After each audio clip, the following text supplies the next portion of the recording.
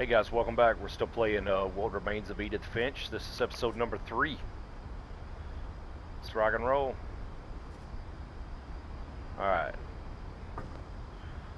So, what did we find out in the last episode? We found out that this girl that I'm playing as is 17 years old and she's 22 weeks pregnant. So, that's a little odd. Mom spent months searching for my brother. Then she sealed the doors.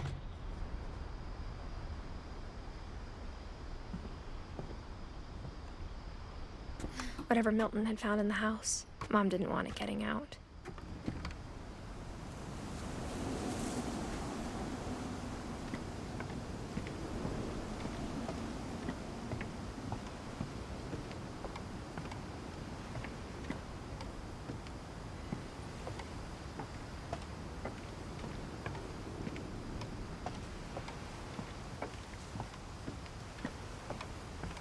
So, I already went in there, and I think that's pretty much self-contained. I don't believe there's another way to go once you get in there. Let's check this out. This way. Mom definitely blamed Edie, but I think Lewis blamed himself. After he graduated, he just spent more and more time in his room. Until Mom got him a job at the cannery. Everyone always told me to stay out of Lewis's room. Except Lewis.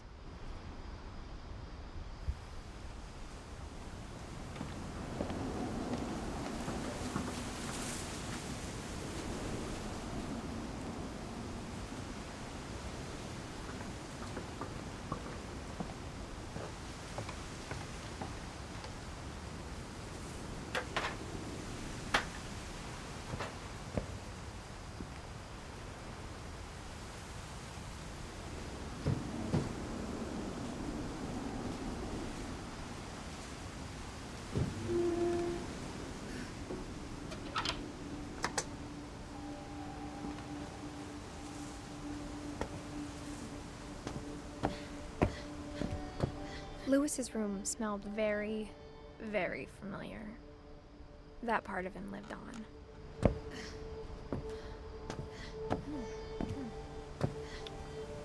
Alright.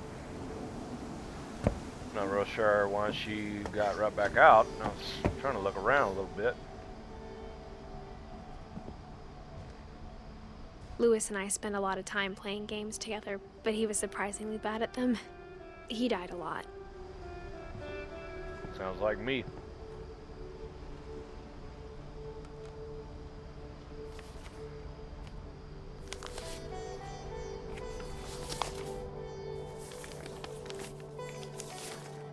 Dear Mrs. Finch, as Lewis's psychiatrist, I can understand your desire for an explanation. As I see it, the trouble began in January, shortly after we convinced your son to seek treatment for substance abuse. Newly sober, I believe Lewis first noticed the monotony of his daily life.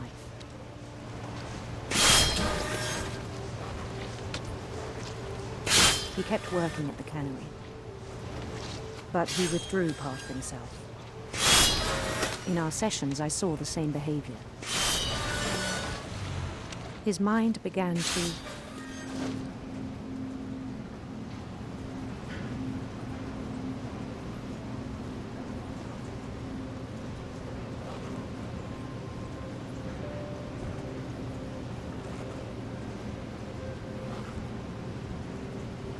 Alright.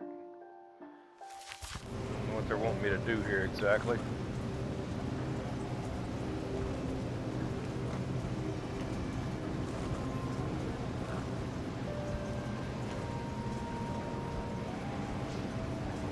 wander.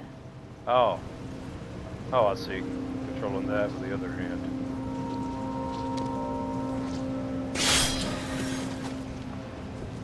I asked him to describe it.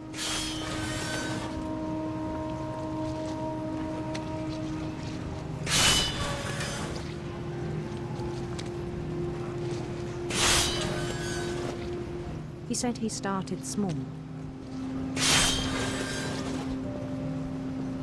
imagining a labyrinth.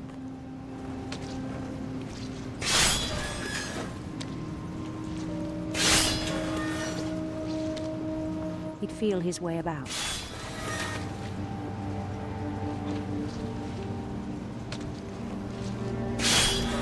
Then something moved. Bats.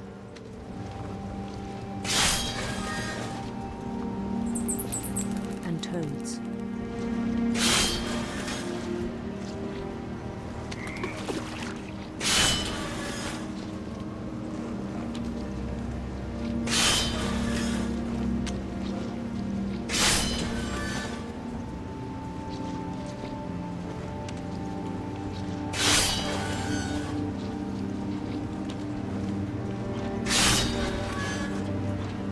Things that have not names.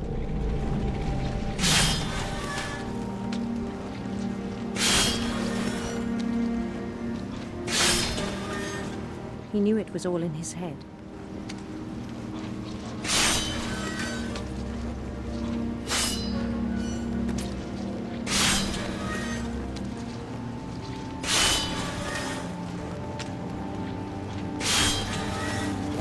But he took it very seriously.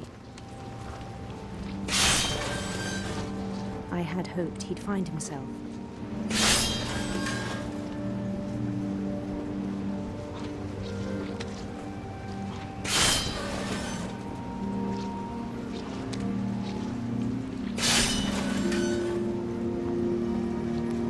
But he found something more.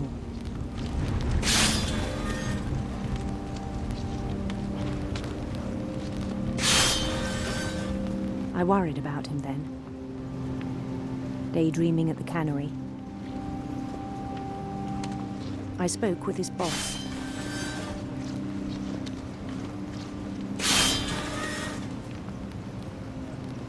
But he said Lewis had become a model employee. Methodical, tireless, focused. Like a whole new Lewis. So I let him go on.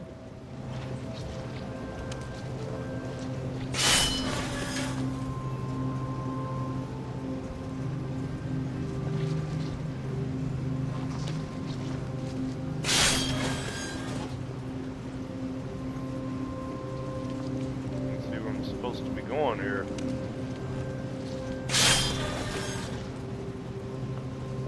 So I'm controlling both the hands that are cutting the fish and also the movement of the daydreaming that he's doing.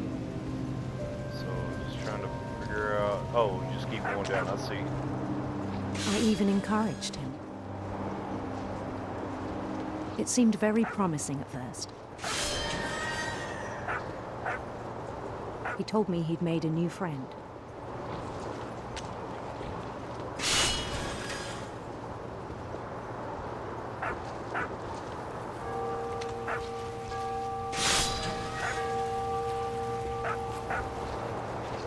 On the edge of a city he named Lewis Topia.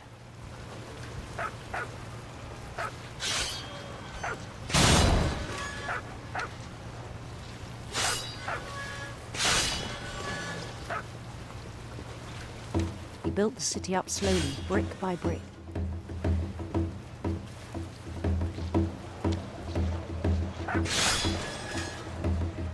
Then he made musicians.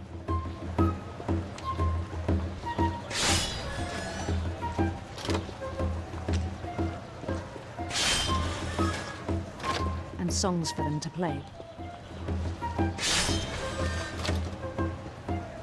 He talked about starting a band.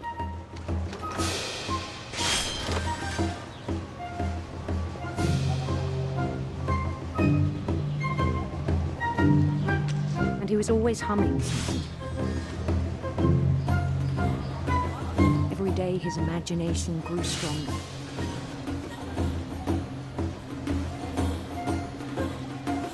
He no longer spoke at the cannery. But his chopping was as reliable as ever. Then one day it struck him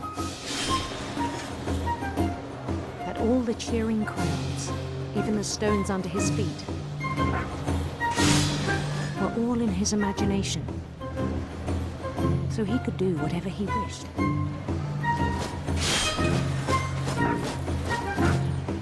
He held an election for mayor.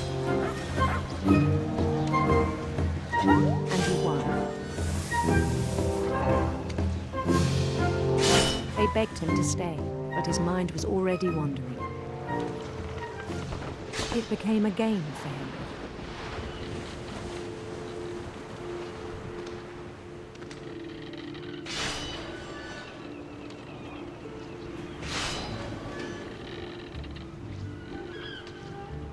He'd conquer a city, then immediately push on. New Louisville.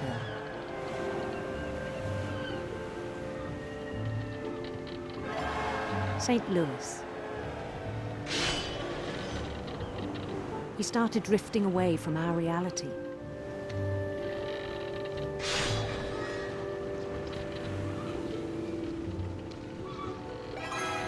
Minneapolis, until one day he forgot to go home from the cannery. Even as his mother pleaded with him, part of Louis kept sailing on.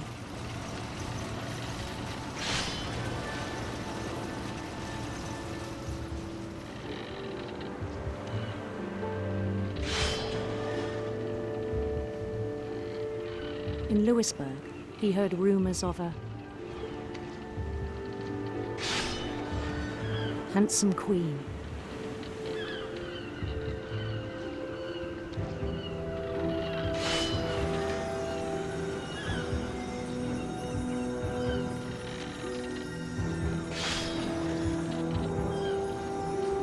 The queen was on her own quest for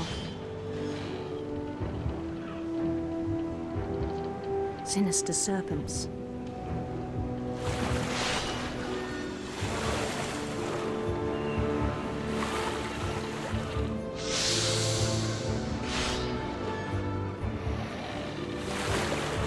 He followed the sound of her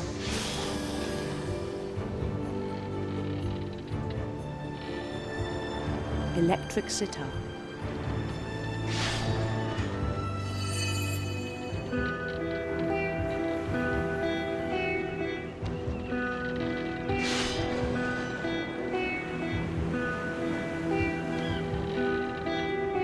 His chase led him to a golden palace east of the sun and west of the moon.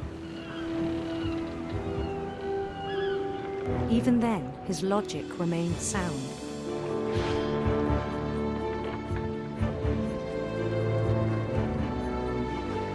He knew the world was all in his imagination.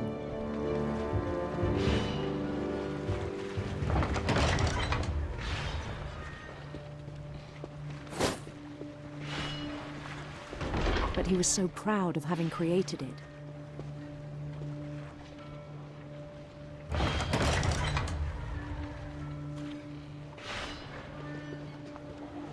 In his own eyes, he'd become something greater than a king.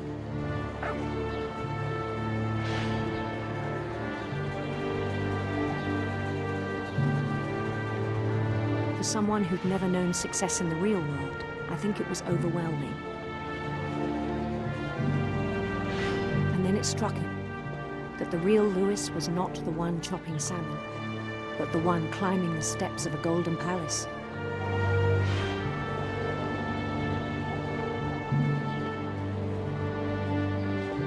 My imagination is as real as my body, he told me. It was hard to argue with him.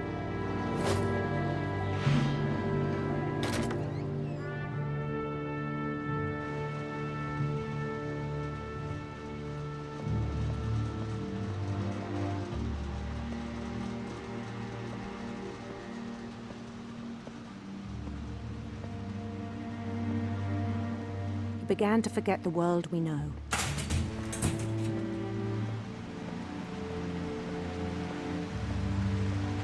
I think it pained him to remember Louis, the cannery worker.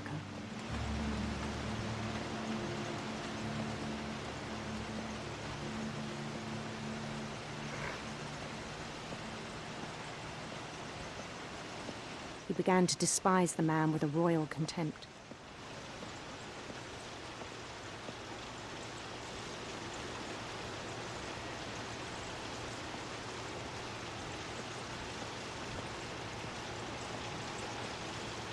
I still thought I could save him. Uh-oh. Even after he said he was being crowned king over all the lands of wonder. The palace would be packed with his companions.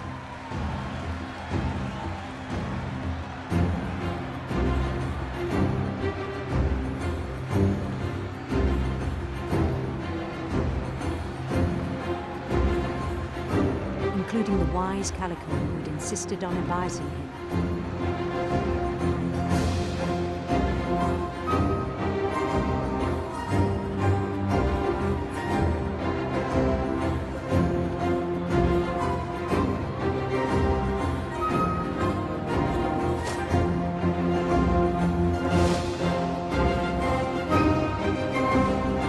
His queen waited, holding his crown.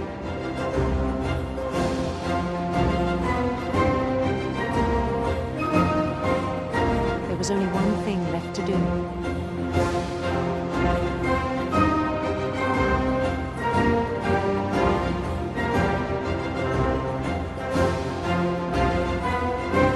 Bend down his head.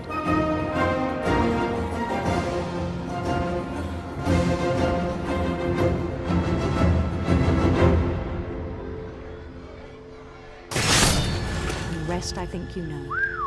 Whoa. Mrs. Finch, your son was a kind man who will be missed by all of us who knew him. Whew. This game goes dark quick.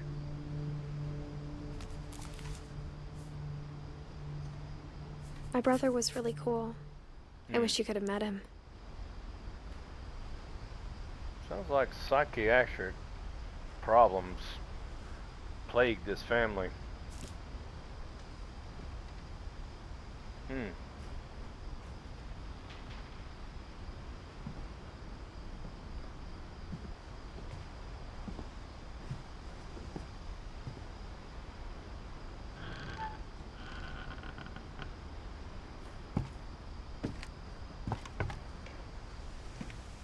On the way back from Lewis's funeral, my mom told me to start packing. She waited until the day before we left to tell Edie. I'm not sure if she wanted to make it easier or harder.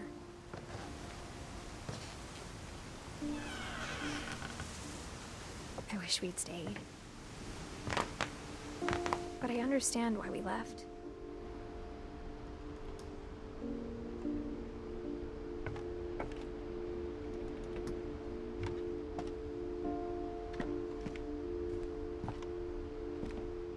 My mom ended up leaving everything behind.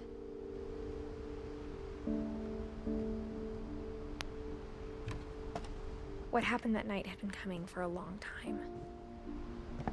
Maybe it should have come sooner.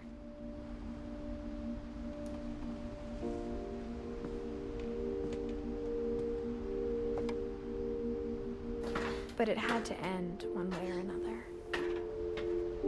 All that's left now is to tell you about that last night.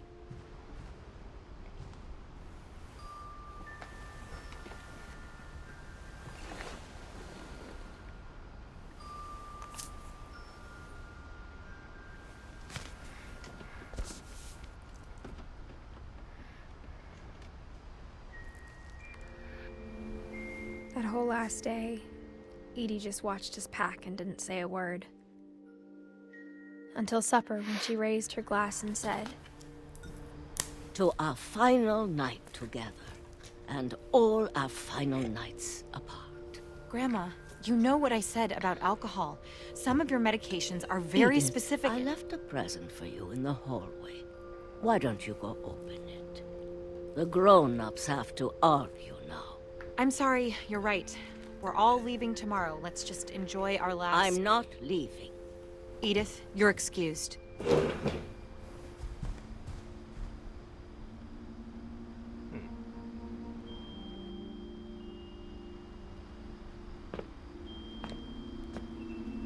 The power had been shut off that morning, but Edie always had plenty of candles. When my mom sealed the library, I don't think she knew about the other entrance. Or that Edie had a key to it.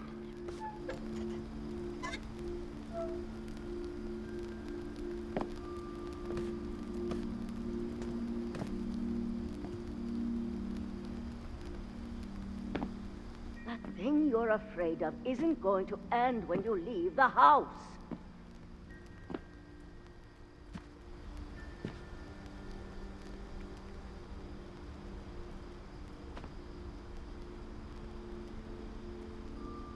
Edith has a right to know these stories. My children are dead because of your stories. I think it's best if Edith and I leave tonight. We'll have the nursing home send a van for you in the morning, okay?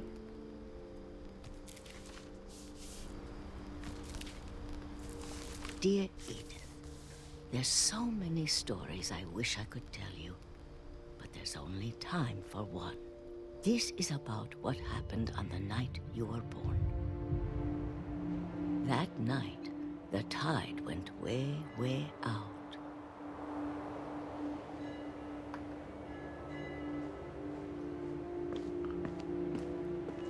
It was the first and last time I ever saw the old house aground. There'd been an earthquake out in the middle of the ocean. They called it the lowest tide in 1,000 years. God, it smelled awful. You know, I've seen that house every day of my life.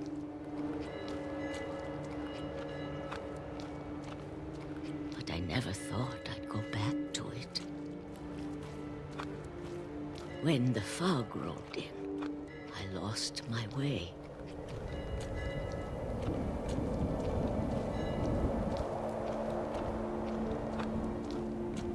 I got turned around.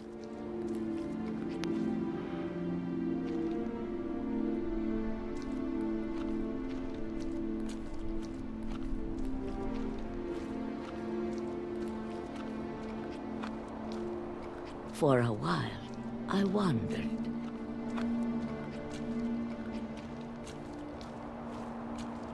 I started seeing things.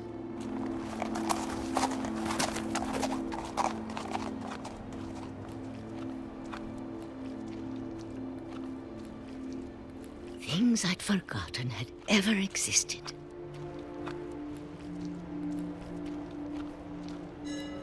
But when I saw them, they felt like old friends. That night, a lot of things came back to me. Or maybe I came back to them.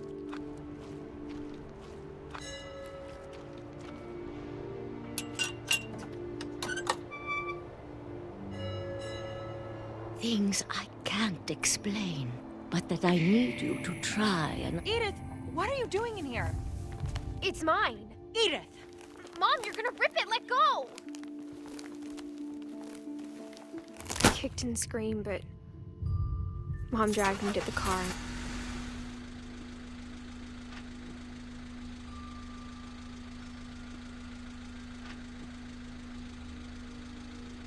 I never saw Great-Grandma Edie again. The next morning, the van came to pick her up, but she was already gone. After that, we moved around a lot.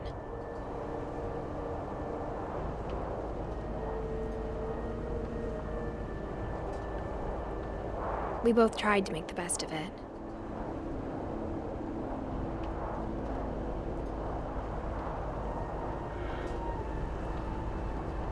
A few years went by.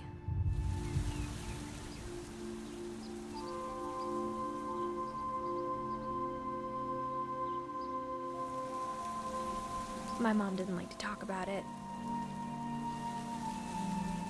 but she started getting sick a lot.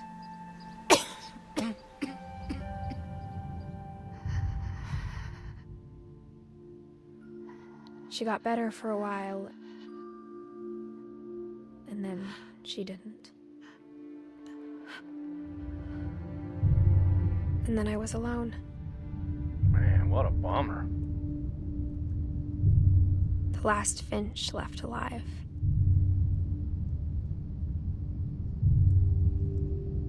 Until I found out about you. I'm still not sure what to tell you about all this. If we lived forever, maybe we'd have time to understand things. But as it is, I think the best we can do is try to open our eyes. And appreciate how strange and brief all of this is.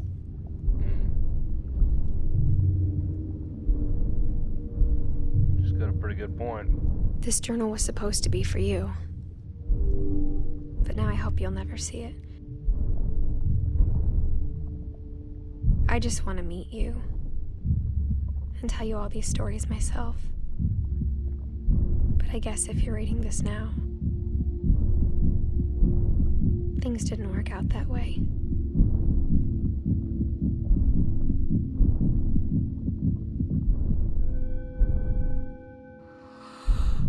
This is where your story begins. I'm sorry I won't be there to see it. It's a lot to ask, but I don't want you to be sad that I'm gone.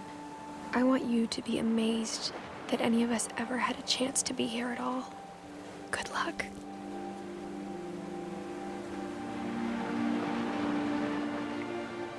Oh, wow.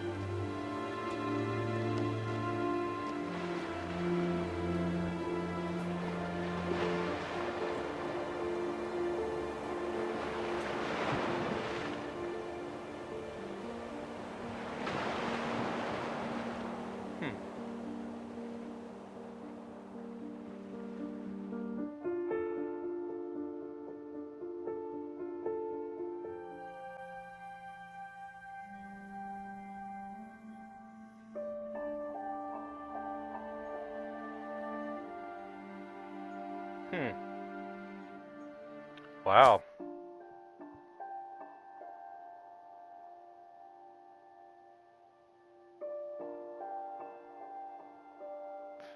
Man, what an interesting game.